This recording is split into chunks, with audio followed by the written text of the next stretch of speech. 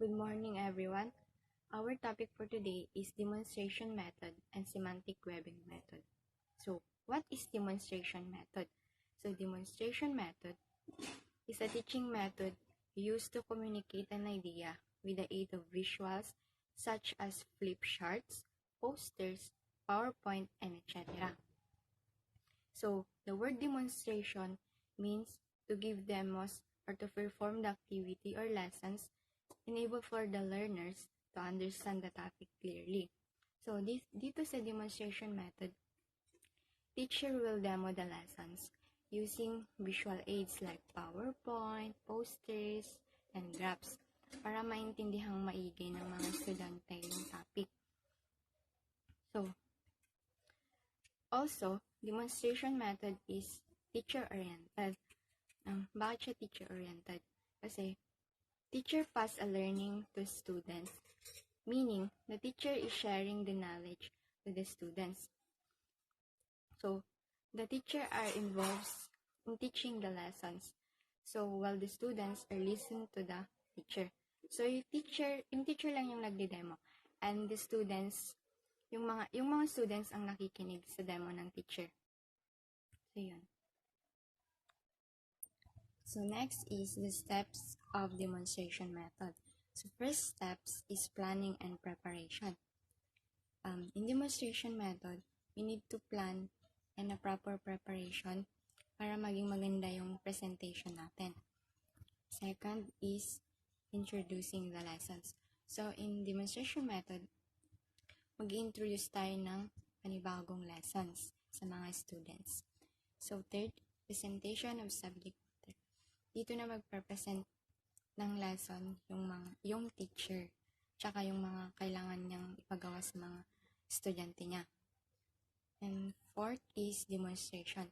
Dito na siya magdi-demo or magpe-perform ng kanyang ituturo sa mga students. 5. Teaching aids. So, in demonstration method, we need to have a teaching aids like various models, blackboards, PowerPoints, and etc. And 6 is evaluation. So, dito sa evaluation, yung teacher is magbibigay ng mga activities pagkatapos ng discussion or demonstration niya. Thank you. Good day, everyone. I'm Carl Brian L. Matabia, and together with Judy Ann Lumbaw, we will report the semantic webbing method. First of all, what is semantic webbing method? This is the first definition. Semantic webbing method is a method that students can use to organize information from a reading passage or other source as part of the pre-writing process. Semantic web is also known as a graphic organizer. And the other definition of semantic webbing is Friedman and Reynolds of 1980 define semantic webbing or mapping as a process of organizing and integrating information that underlies many theories of conceptual thinking. As a technique, it is an effective way for teachers to organize and integrate with the teacher's help. The resulting visual display or semantic web represents the category and relationships constructed from the story content and from the students' related knowledge and theories about the world. So let us proceed to the examples of semantic webbing. We will use the ibong Adarna or the Adarna bird in English bilang isang parang platform o batayan para mas lalo pa nating maintindihan ang semantic web. Dito nyo po nakikita ang mga characters ng ibong Adarna na sila na ang King, Queen, Adarna Bird, Don Juan, Don Diego, at Don Pedro.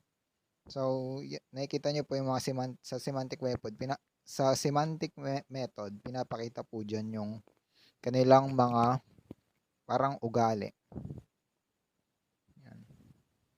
Tsaka, may papakita rin dyan yung mga pagkakaparehas na ugali nila. So, i-define ko na lang yan pagdating natin sa components ng basic model.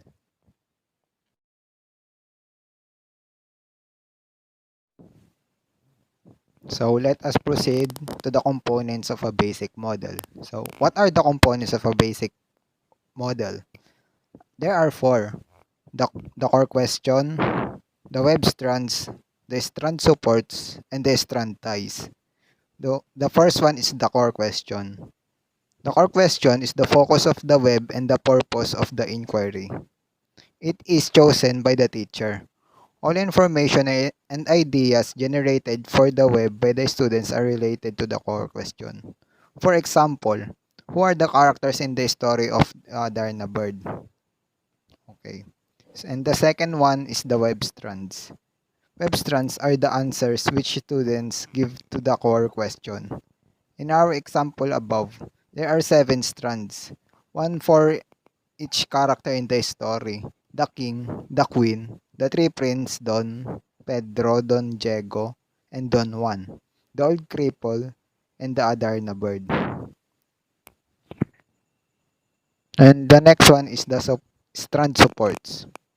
Strand supports are facts, inferences, and generalizations that students take from the story to give clarity and validity to the strands and to differentiate one from the other. Again, using the Adarna bird, we find that the important strand supports for the king are a good ruler, was very sick, and had a strange malady which could be cured only by the sweet songs of the Adarna bird. Okay. And the last one is the strand ties. Strand ties are the relationships that strands have for each other. In the same selection, two strand ties important for the meaning of the story. That are the king and queen are both rulers of the kingdom, and that they are the parents of three princes. Okay. Don Pedro, Don Diego, and Don Juan. Okay. A strand tie is also a means of characterization. For example, it shows that the two elder brothers are proud, selfish, cruel, and rude. Where areas, whereas whereas the youngest is exactly the opposite. So, in summary, a semantic web visually illustrates categories and relationships generated from a core question. Both teachers and students expand their roles in the lesson by extending and elaborating their own meaning. So these are the examples of semantic web. So ito na po. Charan! So we are done to the basic components of semantic webbing method. So we're going to move to the basic steps in semantic webbing process.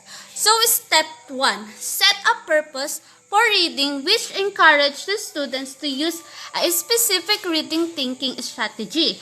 Also decide what part of the story they will read.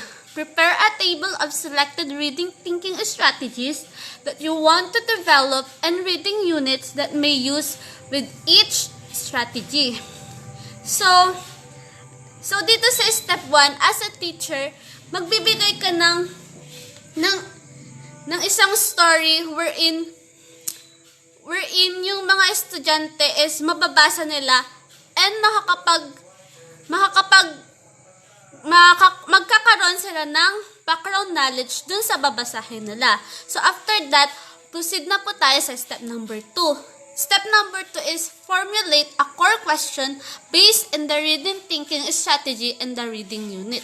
So, magpo-formulate na tayo ng core question, which is ito po yung nasa pinakagitna ng semantic webbing method, kung saan magbibigay tayo ng tanong related doon sa pinabasa nating story doon sa step 1.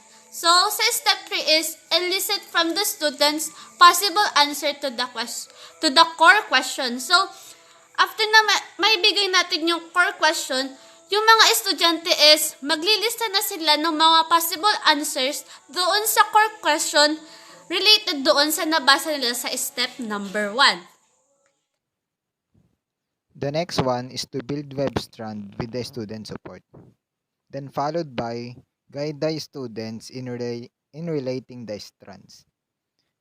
And the last basic step is to apply the web, to set purposes for further reading of the same story, for constructing other webs for the same story or for other stories, or for bringing life through art, drama, or playing, other activities that relate web concepts to other knowledge and experiences.